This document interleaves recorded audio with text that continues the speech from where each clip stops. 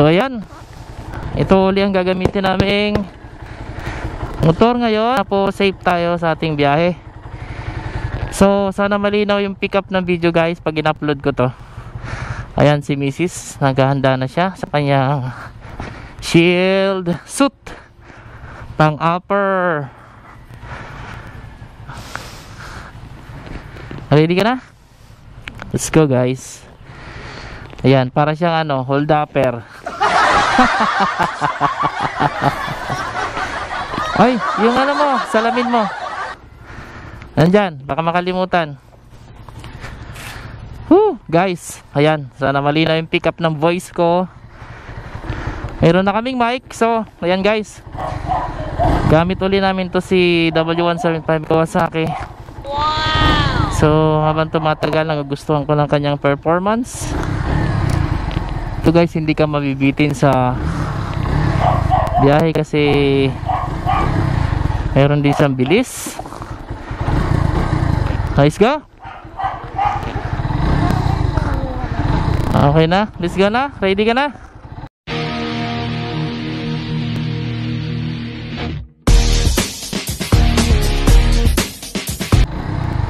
Okay guys, so premiera natin. Ayan. Ay, ayan, sinilip ko lang baka naka bukas ang ating side stand. So far naman. Woo! Okay. Ito guys, segunda na to. So talagang lakas ng kanyang torque.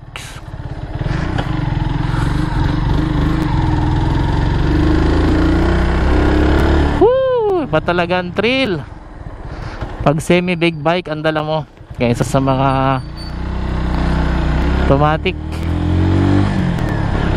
Iba talaga yung adrenaline guys, grabe. Alright, balik sa primera. Medyo nagdidilim sa bandaron. Oh yes.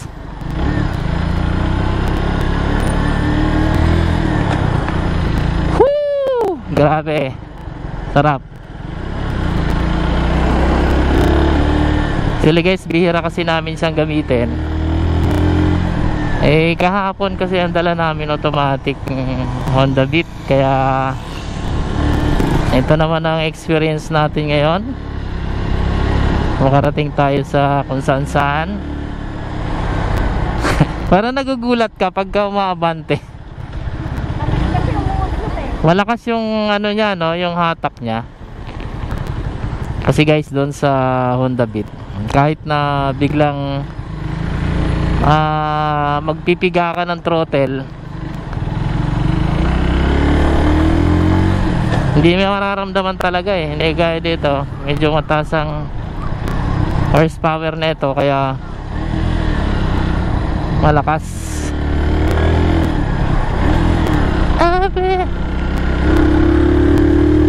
Alright,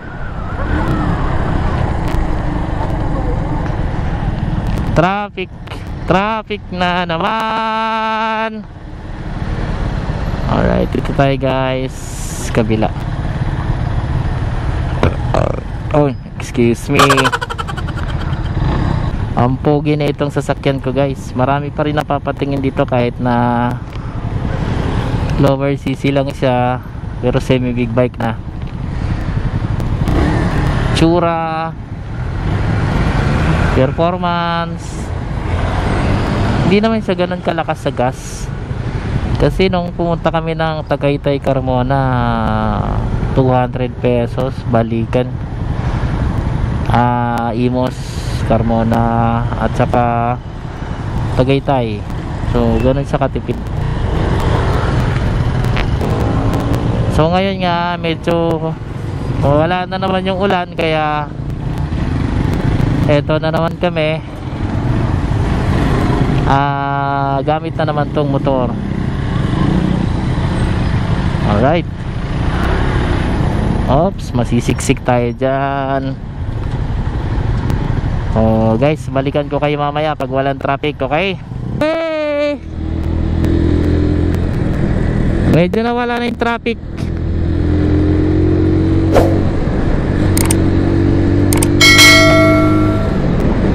Woo! Grabe, nakakamiss talaga ang magmotor. Pero dapat mayroon tayong safety, lalo mga ganito, mga medyo baking. Ingat na wag mag-overshoot.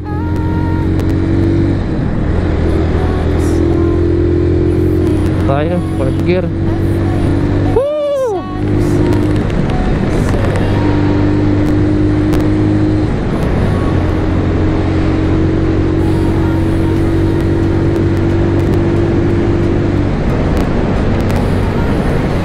Grabe umatak. Grabe, galing. Galing guys, galing.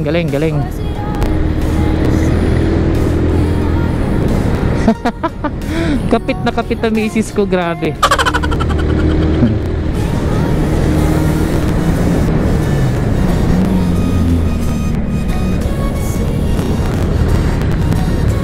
Ang pangit lang pag may ganito nag-overshoot, tapos pag may buhangin siguradong slide ka talaga. Sana nga pag mga long ride guys, dapat walang gaano balakid sa mga daanan,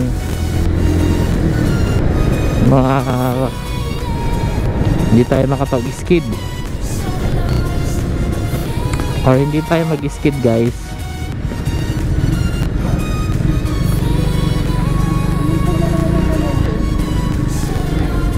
Pero nakakahawak ka guys, namimintig na naman ang kanyang kamay, pero nakakahawak ka.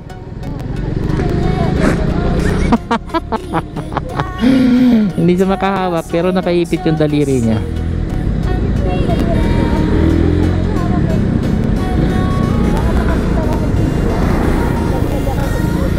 Okay, namamanid. Gusto mo itali kita?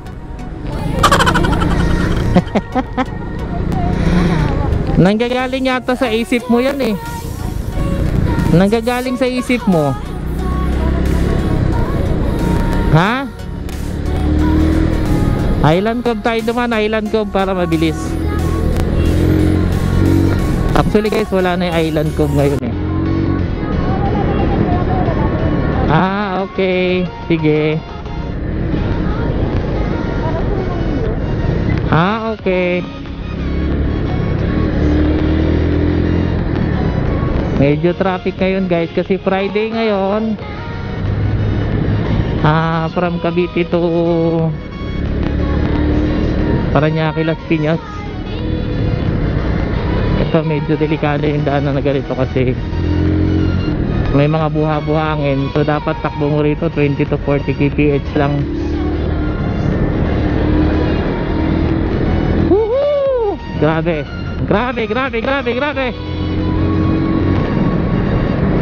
Ang dami ng building na ginagawa dito.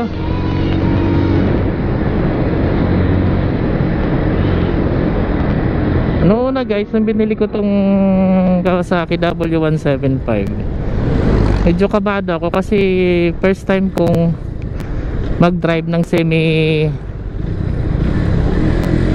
big bike. So mabigat siya. So takot ako kasi yung seat height hindi ko pa na-adjust. So nung dinala ko to galing sa Kawasaki dealer, hirap na hirap ako kasi namamatay siya. Kasi itong Kawasaki guys, walang indicator kung nasa anong gear ka na. Pakiramdaman lang hanggang sa nasanay ako. Medyo matagal ko rin siyang bago nakuha, no? Bago naging isang aming gusto. Grabe talaga, pinahirapan ko na ito, namamatay siya. Tapos hindi ko alam kung anong gear siya, kung bakit siya namamatay. Yung pala, yung ungas na nagbigay sa akin ng technician, naka-off pala yung kanyang fuel selector.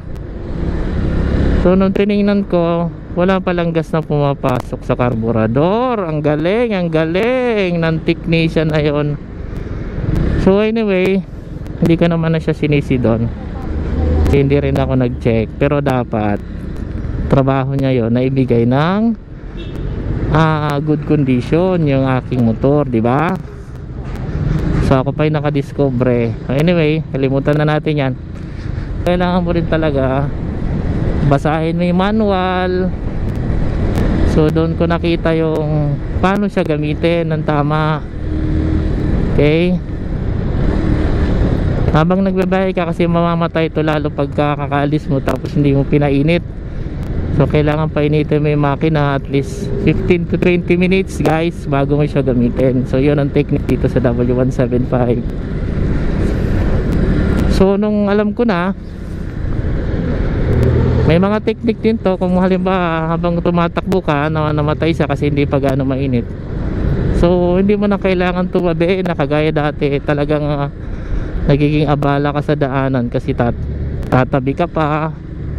So ngayon guys, habang tumatakbo, release mo lang po yung clutch mo, then magkakapower na siya, medyo kakadyot lang.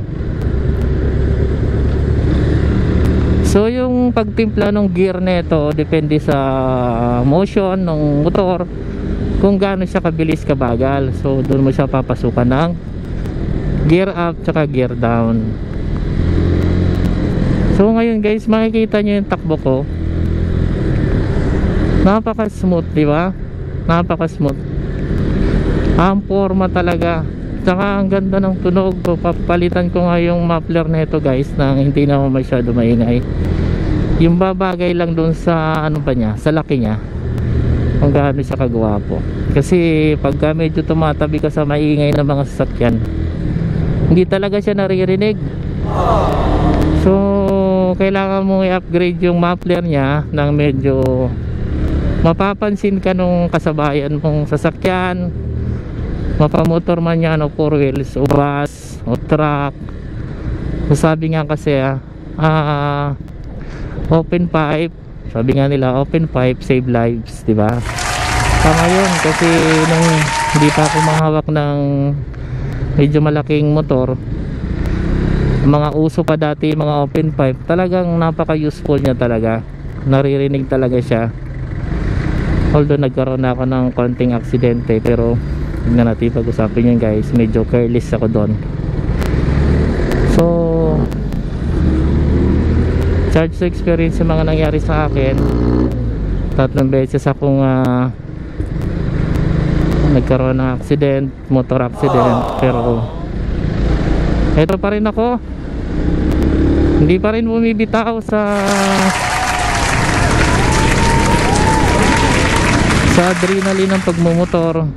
Hindi pa rin bumibitaw sa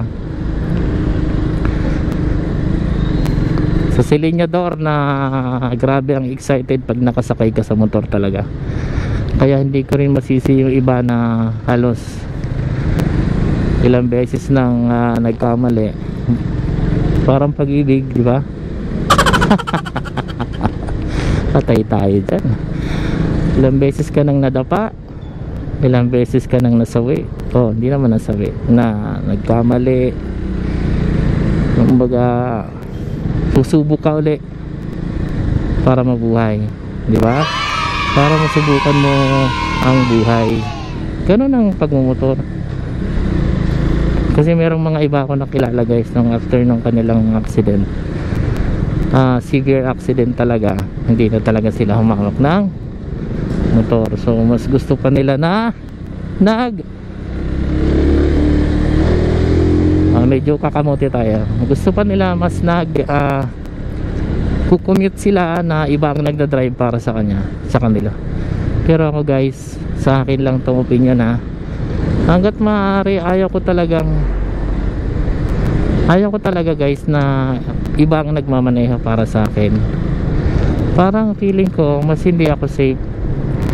Parang mas safe ako na yung ako mismo ang nagmamaneho. Kahit sa kotse, sa 4 wheels, mas gusto ko na ako yung nagmamaneho. Alam mo bakit? Kasi alam ko yan dahil driver ako di ba?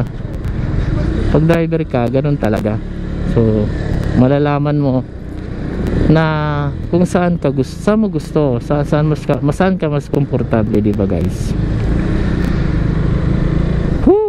Kagaya ngayon, medyo mayroon akong konting sound system sa aking tainga kasi gusto ko na aliw ako pag nagmamaneho ako. Although hindi naman siya disturbing sa pagmamaneho kasi naririnig mo pa rin naman yung yung mga nasa paligid mo, pag-usap mo sa kasama mo. So napakaliit na audio lang ang pakinggan natin guys, para hindi naman tayo nabuboard sa daanan, di ba? So ayan, balik tayo doon sa aking experiences sa motor. Share ko sa inyo guys, nag-start ako magmotor Honda 100cc. So 15 years na almost ngayon. So less nyo guys, 2020 less 15 years, that is 2005.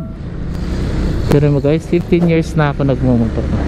So dapat 15 years, dapat halos perfect mo na ang daanan, di ba? Perfect mo na yung mga masasalubong mo, makakasabay mo, yung mga biglang ihinto, biglang lalabas, biglang magkakat guys. Pero dahil sa hindi may iwasang pangyayari, hindi mo pa rin masasabi ang panahon, di ba? Kung ikaw sasagiin, sasagi ka, biglang mag-overshoot, biglang, so hindi mo talaga masasabi guys na pagmaneho laging safe.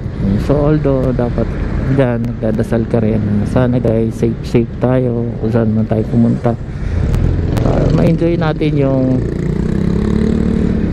ating adventure. Iwasan din natin ng nagkakaroon ng karera ganyan, kasi mostly ng mga na-aksidente talaga yung mga nagmamadali at saka nakikipag-racing. So enjoy lang natin ang biyahe natin guys.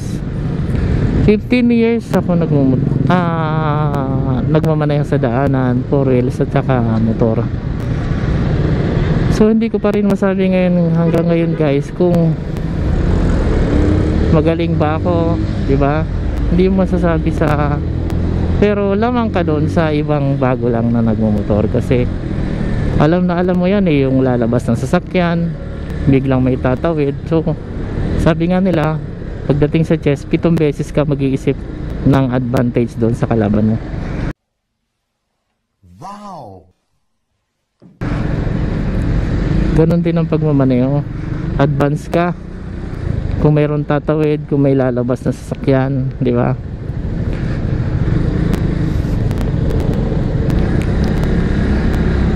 So ayun guys, marami na ako na ikwento sa inyo. Ayun nga palang simula akong motor, ang una ko minaniho yung aking, nasa akin pa rin hanggang ngayon yung sasakyan na yun, kasi ayaw ko yung ibenta dahil napakarami memory sa akin. So doon ako nag-start, doon nagbago yung buhay ko. So maraming ginawa sa akin yung motor ko na yon, na nakatulong sa aking pamilya. So kaya ngayon medyo doble ingat ako guys, dahil magmamaniho ako ng sakyan. So lalo na, so naisip ko guys na pag kumuha kayo ng motor, dapat pala talaga, kasi hindi minsan maiwasan ng pagmamadali, dapat ang kunin yung motor yung mayroong disc brake. Kahit sa harap lang, kagaya na ito ng 75, meron na itong disc brake, hindi na to drum brake. Although drum brake yung rear type, pero yung rear brake na ito, so napaka useful talaga guys na gumamit ng yung motor mo mayroon disc brake sa harap. Kasi yung sudden stop kagaya nyan, mabilis siya makakahinto pag kailangan mong gustong huminto guys. Mabilis siya makakahinto kahit na 2-3 metro ang layo mo, 60 km/h ka, kaya niyang kunin yung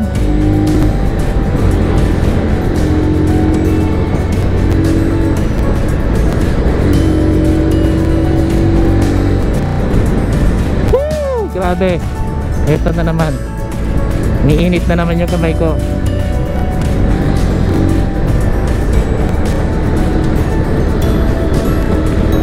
Actually, angkas ko ngayon si YT.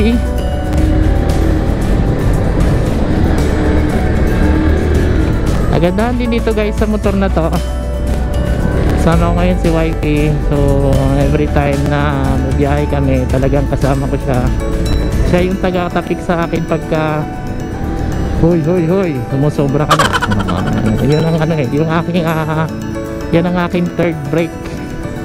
Nagpapahinto sa akin pagka alanganin yung mga trabaho na ay mga diskarte natin sa pagmamaneho. Siya yung pumipigil guys. Doon sarap talaga magmotor. Okay, so advice ko pag kukuha kayo motor, wag drum brake. Okay, hanggang ngayon yata puro disc brake na. Maganda nga sana kung dalawang disc brake, rear and front and rear brake kuha nyo. Napaka useful talaga ng brake guys. So pag nagkakaedad na, lalong kailangan natin yan. Okay, alas kasi karamihan ngayon puro automatic na yung mga motor. So 70% na makikita mo sa kalye ngayon puro automatic na. Disc brake lahat yan, from 100cc to 155cc automatic.